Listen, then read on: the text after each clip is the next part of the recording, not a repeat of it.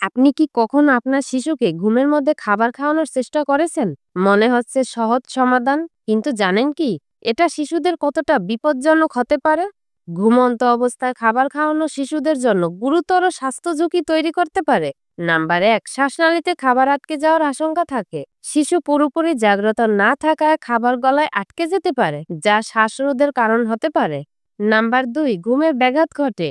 খাবার খাওয়ানোর সময় শিশুর স্বাভাবিক ঘুমচক্র নষ্ট হয়, যা তার মানসিক ও শারীরিক বিকাশে প্রভাব ফেলতে পারে।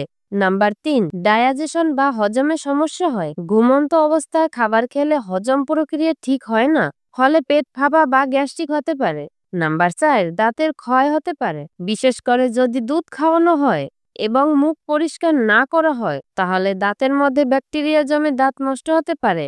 আপনার শিশুর নিরাপদ ও সুস্থ জীবন নিশ্চিত করতে হলে ঘুমের মধ্যে খাবার খাওয়ানো এড়িয়ে চলুন, বরং নির্দিষ্ট রুটিনে জাগ্রত অবস্থায় খাবার খাওয়ান।